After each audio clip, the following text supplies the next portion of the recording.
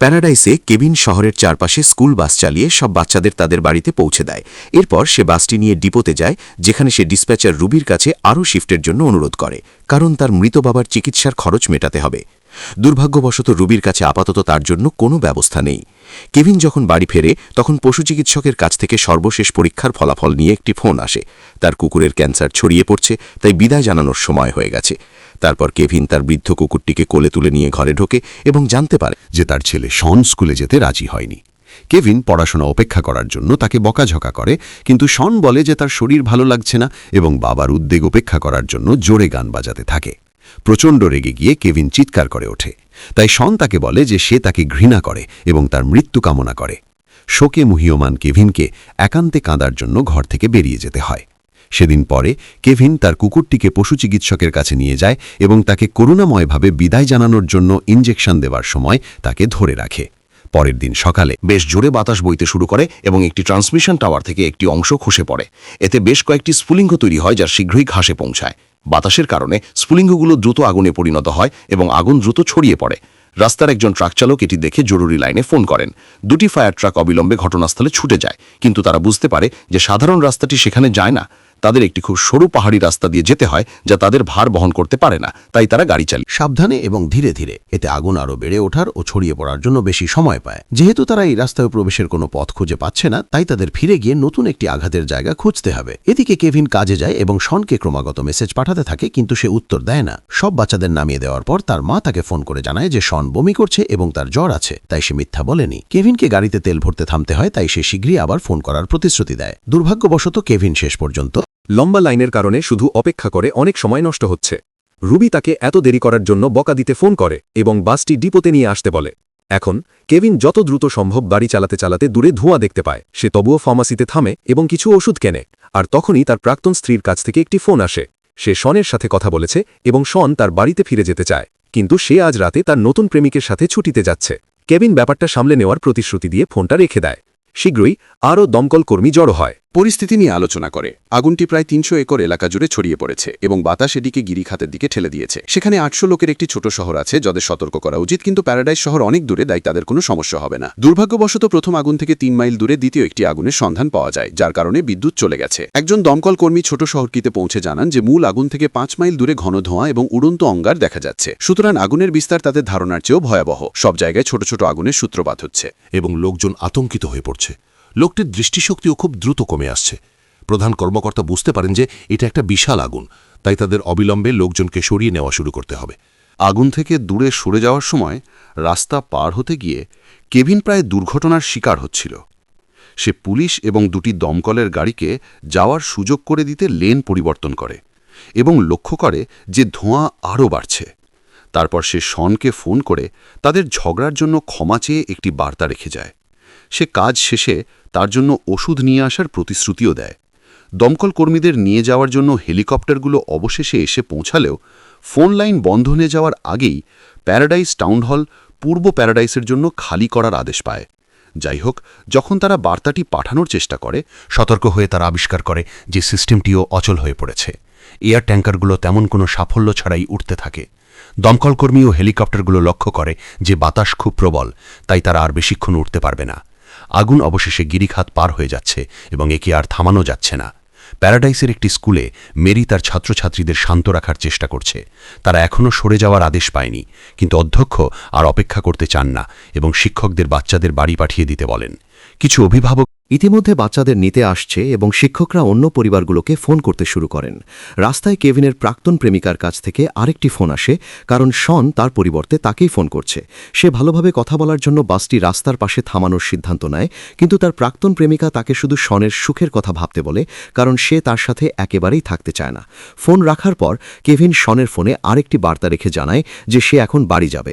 Kevin বাসটি ঘুরিয়ে নিয়ে যায় এবং রেগে যায়। কয়েকজন গাড়ি চালকের সাথে রবি সমস্ত বাসকে জানিয়ে দেয় যে বাসে বাচ্চা থাকলেও তাদের অবশ্যই যানবাহনগুলো ওয়েস্ট ডিপোতে নিয়ে যেতে হবে।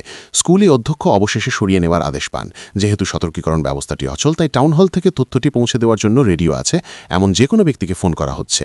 মেরি সাথে সাথে তার সবচেয়ে ভালো বন্ধুকে ফোন করে এবং তার স্বামী শহরের বাইরে থাকায় অন্য একটি স্কুল থেকে তার বাচ্চাকে নিয়ে আসতে বলে।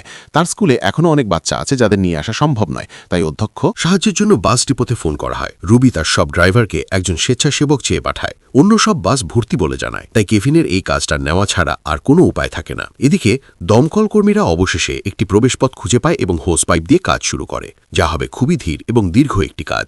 প্রচুর যানজট এড়িয়ে কেভিন স্কুলে পৌঁছায় এবং সবাইকে দ্রুত চলতে বলে ভেতরে ছুটে যায়। তারা যখন বাইরে আসে তখন শহরে ইতিমধ্যেই ছাই পড়তে শুরু করেছে, তাই সবাই তাদের হুড তুলে নেয়। বাচ্চারা বাসে ওঠে।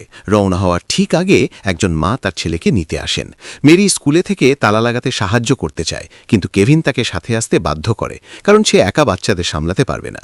তারা রওনা হওয়ার পর মেরি কেভিনকে স্কুলের জরুরি নির্গমন পথটি দেখিয়ে দেয়। কেভিন এতে অসম্মতি জানায়, কারণ যানজটের কারণে ওই রাস্তায় খুব ধীরে এগোতে হচ্ছে। কিন্তু মেরি বলে যে তাদের অবশ্যই সরকারি পরিকল্পনা মেনে চলতে হবে। হেলিকপ্টারে থাকা দমকল কর্মীরা রাস্তায় যানজট লক্ষ্য করে এবং লোকজন বের হতে পারবে না ভেবে চিন্তিত হয়। মেরির মনোযোগ অন্যদিকে থাকায় কেভিন বাসটি ঘুরিয়ে অন্য রাস্তা ধরে। মেরি আতঙ্কিত হয়ে তাকে বকাঝকা করে, কিন্তু কেভিন আগুনের দিকে ইশারা করে বলে যে এই যানজটে তাদের মৃত্যুও হতে পারে। সে আরেকটি মোড় নেয় এবং তারা এমন একটি রাস্তায় পৌঁছায় যেখানে মাত্র কয়েকটি গাড়ি ছিল, কিন্তু রাস্তার পাশে আগুন জ্বলছিল এবং দমকল কর্মীরা তা নেভানোর জন্য ছুটে আসছিল। কেভিন যথেষ্ট দ্রুত বাসটি চালিয়ে ঠিক সময় ছুটে আসা ট্রাকগুলোকে এড়িয়ে যায়। ডিপোতে তারা একটি রেড অ্যালার্ট পায় এবং সমস্ত কর্মচারী পালিয়ে যায়। রুবি আরও কিছুক্ষণ থেকে যায়, কিন্তু যোগাযোগ করতে পারে না। রেডিও সিস্টেমও বিকল হয়ে যাওয়ায় কেভিনও চলে যায়। বাসে কেভিন ও মেরি প্যারাডাইসে বড় হওয়া এবং একজন কিশোরকে বড় করার কষ্টের কথা বলে। আগুন এখন পূর্ব প্যারাডাইসে দ্রুত ছড়িয়ে পড়ছে এবং দমকল কর্মীরা হোস পাইপ দিয়ে তাদের সাধ্যমতো চেষ্টা করছে। হাসপাতালের কার্ডিওলজি বিভাগেও আগুন লেগেছে, তাই তাদের রোগীদের উদ্ধার করে ভবনটি বাঁচাতে হবে। প্রচণ্ড বাতাস ও ধোঁয়ার কারণে আর কাজ করা সম্ভব না হওয়ায় আকাশ থেকে সাহায্যকারী দল অবতরণ করেছে। আগুন লেগেছে, বাচ্চারা আতঙ্কিত হয়ে পড়ে এবং মেরি তাদের জানালা থেকে সরিয়ে নিতে ছুটে যায়। গাড়ির চালকেরাও আতঙ্কিত হয়ে পড়ে এবং সামনে এগিয়ে যাওয়ার চেষ্টা করে, ফলে বাসের পথ আটকে যায়। মুড়িয়া হয়ে কেভিন মেরিকে স্টিয়ারিং হুইল ধরতে বলে এবং বাস থেকে নেমে পুলিশের সাথে কথা বলতে যায়, কারণ ফায়ার ট্রাকটিকে আগে যেতে হবে বলে পুলিশ যান চলাচল নিয়ন্ত্রণ করতে ব্যর্থ হচ্ছিল। একটি অর্থহীন তর্কের পর কেভিন নিজেই গাড়িগুলোকে পথ দেখানোর সিদ্ধান্ত নেয়। সে গাড়িগুলোকে অন্য লেনে পাঠিয়ে দেয় এবং সফলভাবে ফায়ার ট্রাক ও বাস উভয়ের জন্য পথ খুলে দেয়। মেরি বেঁচে যায়। জ্যাম থেকে বেরিয়ে আসার মতো যথেষ্ট এগিয়ে গিয়ে সে কেভিনের হাতে স্টিয়ারিং হুইলটা ফিরিয়ে দেয়। এখন তারা অবশেষে বেশ ভালো গতিতে এগোচ্ছে, কিন্তু যখন তারা নির্ধারিত মিলনস্থলে পৌঁছায় তখন তারা এটা দেখে হতাশ হয়ে পড়ে যে জায়গাটাতেও আগুন লেগেছে। কেভিন আর মেরি লোকজনের খোঁজে বাইরে আসে, কিন্তু কাউকেই খুঁজে পায় না। মেরি বলে বাচ্চারা তাকে ফোন করার আগেই তাদের আশ্রয়কেন্দ্রে যাওয়া উচিত। সে দ্রুত ফিরে গিয়ে দেখে মেয়েদের মধ্যে একজন ভয়ে সিটের নিচে লুকিয়ে আছে। মেরি তাকে জড়িয়ে ধরে বাইরে নিয়ে আসে। এদিকে কেভিন গাড়ি চালাতে ফিরে যায় যাতে তারা চলে যেতে পারে। প্রদর্শনী কেন্দ্রে প্রধান জানতে পারেন যে তারা মাত্র ৮,০০০ লোককে সরিয়ে নিয়েছে, যার মানে এখনও ৩০,০০০ লোককে বাঁচাতে হবে। তাদের প্রধান উদ্বেগ প্রোপেন কেন্দ্রগুলো নিয়ে, তাই প্রধান সেগুলোকে অগ্রাধিকার দেন। সক্রিয় বিদ্যুতের তার ছিঁড়ে পড়ে রাস্তা আটকে দিচ্ছে, তাই কিছু দমকল কর্মী সেগুলো কাটার কাজ করছে। প্রধান বিদ্যুৎ কেন্দ্রের প্রধানকে খোঁজেন, যিনি জানান যে তারা স্বয়ংক্রিয় লাইনগুলো কেটে দিয়েছে, কিন্তু তারা বিদ্যুৎ সংযোগ পায়নি। Manual switch. প্রচণ্ড রেগে গিয়ে প্রধান তার ওপর চিৎকার করেন এবং তাকে কিছু একটা করতে পাঠান, কারণ তার লোকদের আগুন নেভানোর কাজে দরকার, তারের জন্য নয়। এদিকে বাসটি আবার ট্রাফিক জ্যামে আটকে গেছে।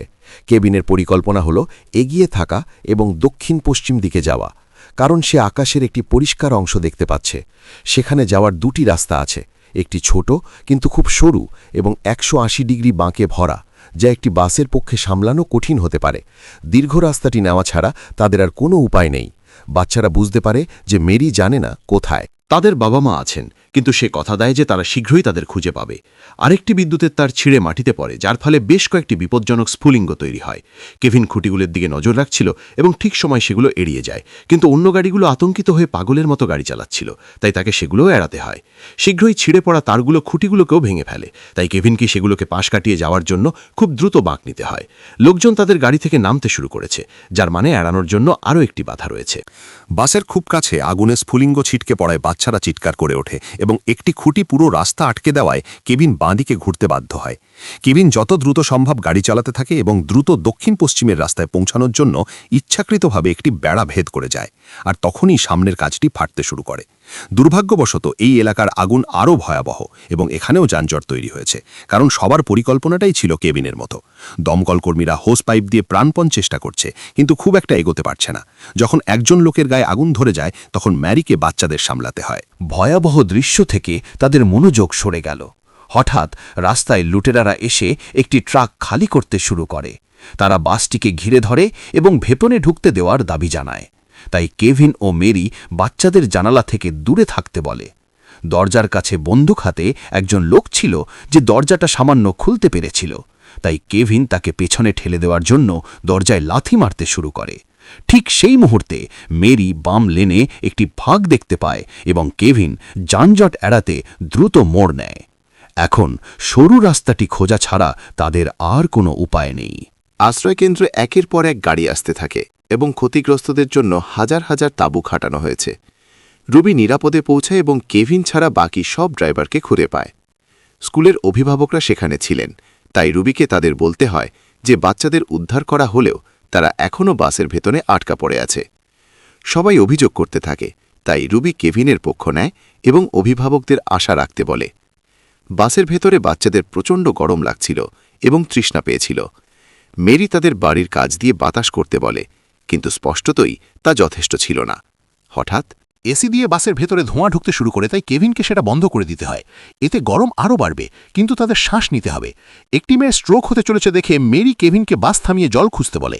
সে একাই বেরিয়ে যায় এবং কেভিনকে বলে আগুন খুব কাছে চলে এলে যেন সে গাড়ি চালিয়ে চলে যায়। ধোঁয়া আর ছাইয়ের মধ্যে দিয়ে দৌড়াতে দৌড়াতে মেরি আরভির প্রতিটি বিল্ডিং পরীক্ষা করতে থাকে। কেভিন চিন্তিত হয়ে পড়ে, কারণ সে দেখে আগুন একটি গ্যাস ট্যাঙ্কের দিকে এগিয়ে আসছে। তাই সে মেরিকে তাড়াতাড়ি করার জন্য চিৎকার করতে শুরু করে। অবশেষে মেরি একটি দরজা ভেঙে ফেলে। আরভিটি খুঁজে পাওয়ার পর অবশেষে সে কয়েকটি বোতল পায়, যেগুলো সে সাথে করে নিয়ে আসে। যখন সে কাছাকাছি অন্য জীবিতদের দৌড়াতে দেখে তখন ছিনতাই হওয়া এড়াতে তাকে গতি কমিয়ে লুকিয়ে থাকতে হয়। ঠিক সেই মুহূর্তে গ্যাসের ট্যাঙ্কটি বিস্ফোরিত হয় এবং বাচ্চারা তাদের শিক্ষককে হারিয়ে ফেলেছে ভেবে কাঁদতে থাকে। কেভিন তার নাম ধরে চিৎকার করতে থাকে এবং মেরি সেই শব্দ অনুসরণ করে বাসটিকে আবার খুঁজে পায়। তারা দ্রুত ভেতরে ফিরে যায় এবং রওনা দেয়, কিন্তু ঠিক তখনই ঘাসের উপর আরেকটি ছোট বিস্ফোরণ ঘটে। কেভিন বাসটি ঘুরিয়ে ঠিক সময়েই তা এড়িয়ে যায়, কিন্তু দুর্ভাগ্যবশত আরও নতুন আগুনের শিখা তাদের পথ আবার আটকে দেয়। বাচ্চারা চিৎকার করতে থাকলে কেভিন গাড়ি রিভার্সে চালায় এবং তাদের চারপাশে ক্রমাগত গজিয়ে ওঠা আগুন এড়ানোর জন্য তাকে দ্রুত অনেক কৌশল অবলম্বন করতে হয়। অনেক চেষ্টার পর তারা অবশেষে বেরোনোর পথ খুঁজে পায়। কয়েক মিনিট পর কেভিন সরু পাহাড়ি রাস্তায় সাবধানে গাড়ি চালাচ্ছিল এবং মেরি তার ব্লাইন্ড স্পটগুলোর দিকে নজর রেখে তাকে এলাকাটি পার হতে সাহায্য করছিল। একই সময়ে প্রদর্শনী কেন্দ্রে দলটি দেখতে পায় যে আগুন ওই সংকীর্ণ রাস্তাগুলোর দিকে এগিয়ে আসছে। ওইদিকে পাঠানোর মতো তাদের আর কোনো রসদ নেই।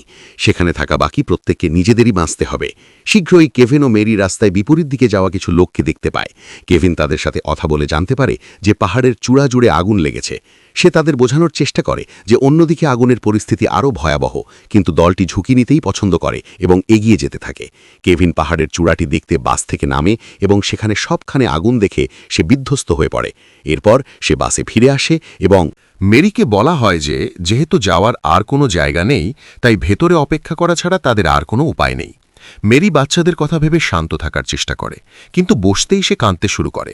এরপর কেভিন তার শার্ট কাটতে শুরু করে এবং মেরিকে বলে বাচ্চাদের জন্য ফিল্টার বানানোর জন্য টুকরোগুলোতে জল ঢালতে। সে আরও বলে যে বাচ্চাদের অবশ্যই ভেন্টগুলো থেকে দূরে বাসের পেছনের দিকে সরিয়ে রাখতে হবে। সে টেপ দিয়ে জানালাগুলো বন্ধ করতে শুরু করে। প্রদর্শনী কেন্দ্রে তারা জানতে পারে যে হাইড্রেন্টগুলোর চাপ কমে যাচ্ছে। আগুন থামানো এখন একটি কঠিন কাজ হয়ে দাঁড়িয়েছে। যুদ্ধে হেরে যাওয়ায় তারা দমকল কর্মীদের লড়াই ছেড়ে দিয়ে জীবন বাঁচানোর দিকে মনোযোগ দিতে বলার সিদ্ধান্ত নেয়। এরপর প্রধান একটি ছোট সংবাদ সম্মেলনে এই ঘোষণা দেন। বলেন যে প্রতি বছর আগুন আরও বড় হচ্ছে এবং সরকারকে বোকা বলেন। বাসে বসে মেরি ভাবতে থাকে আগুন লাগলে যাতে বাচ্চারা শান্তিতে মরতে পারে সেজন্য তাদের ঘুম পাড়িয়ে দেওয়া উচিত কিনা। সে আক্ষেপ করে যে এই স্বর্গ ছেড়ে পৃথিবীটা আর কখনো দেখতে না পারায় সে আফসোস করে। অন্যদিকে কেভিন 28 বছরের জন্য দূরে থাকার এবং তার বাবার মৃত্যুর সময় পাশে না থাকার জন্য অনুশোচনা করে। সে যখন বুঝতে পারে তখন কেঁদে ফেলে। সে এখন তার ছেলের সাথেও একই কাজ করছে। হঠাৎ বাসের পাশে কিছু আগুন দেখা যায় এবং কেভিন একটি অগ্নি নির্বাপক যন্ত্র দিয়ে তা নেভাতে ছুটে যায়। গাড়িটির পিছনে আরও আগুন দেখা যায়, তাই মেরি অগ্নি নির্বাপক যন্ত্রটি হাতে নেয় আর কেভিন তার জ্যাকেট দিয়ে আগুন নেভানোর চেষ্টা চালিয়ে যায়। অবশেষে অগ্নি নির্বাপক যন্ত্রটির আগুন ফুরিয়ে যায়, কিন্তু বড় আগুনটি তখনও এগিয়ে আসছে। কেভিন মেরিকে বাসে ফেরত পাঠিয়ে দেয় এবং নিজের জ্যাকেট দিয়ে আগুন নেভানোর চেষ্টা চালিয়ে যায়, কিন্তু এতে তার হাত পুড়ে যায়। গাছগুলোকে পুড়তে দেখার পর সে বাসের দিকে দৌড়ে গিয়ে বলে যে তাদের আগুনের মধ্য দিয়ে গাড়ি চালাতে হবে। দুর্ভাগ্যবশত বাসটি চালু হচ্ছিল না, তাই কেভিন ইঞ্জিনটি পরীক্ষা করে। আগুন প্রায় রাস্তায় চলে আসায় কেভিন নাড়াচাড়া করতেই থাকে যতক্ষণ না মেরি ইঞ্জিনটি চালু করতে সক্ষম হয়। সে দৌড়ে ভেতরে ফিরে যায় এবং অবশেষে তারা রওনা দেয়। বাচ্চারা চিৎকার করতে থাকলে কেভিন বড় শিখাগুলো এড়ানোর জন্য পাগলের মতো নানা রকম বাঁক নিয়ে আগুনের মধ্য দিয়ে যত দ্রুত সম্ভব গাড়ি চালায়। গাড়িটি বারবার ডালপালা, অন্যান্য গাড়ি এবং ছোট ছোট আগুনের শিখার সাথে ধাক্কা খাচ্ছিল। তবুও কেভিন হাল ছাড়েনি এবং আরও গতি বাড়িয়ে দেয়।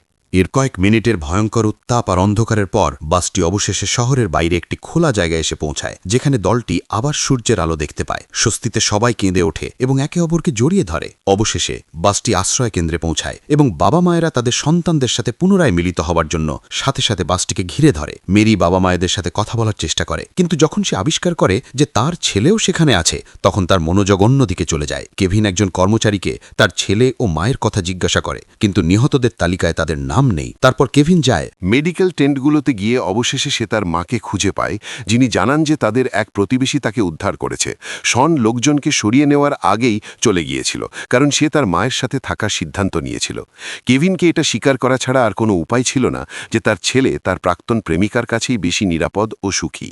অনেকদিন পর কেভিন তার নিজের শহরের কি অবস্থা হয়েছে তা দেখতে ফিরে আসে। তার বাড়িটা এখন ধ্বংসস্তূপ আর ছাই ছাড়া আর কিছুই নয়। তবে সে তার এবং তার ছেলের একটি ছবি খুঁজে পায়। ঠিক সেই মুহূর্তে তার প্রাক্তন প্রেমিকা কাছেই গাড়ি পার্ক করে এবং শন কেভিনকে জড়িয়ে ধরে তার সাথে দেখা করতে বেরিয়ে আসে। এটি একটি সত্য ঘটনা অবলম্বনে নির্মিত। তদন্তকারীরা প্রকাশ করেছেন যে আগুনের জন্য বিদ্যুৎ কোম্পানিটি দায়ী ছিল এবং তাদের বিরুদ্ধে অনিচ্ছাকৃত হত্যার অভিযোগ আনা হয়েছিল। ফলে তাদের ক্ষতিগ্রস্তদের $13.5 বিলিয়ন ক্ষতিপূরণ দিতে হয়েছিল। কেভিন শিক্ষক হওয়ার জন্য পড়াশোনা করেছিলেন এবং আজও সেই পেশায় কর্মরত আছেন। মেরি এখনও একই স্কুলে আছেন, কিন্তু এখন প্রায়ই ভ্রমণ করেন। এই ধরনের আরও ভিডিও দেখতে সাবস্ক্রাইব করতে এবং নোটিফিকেশন চালু করতে ভুলবেন না। দেখার জন্য ধন্যবাদ।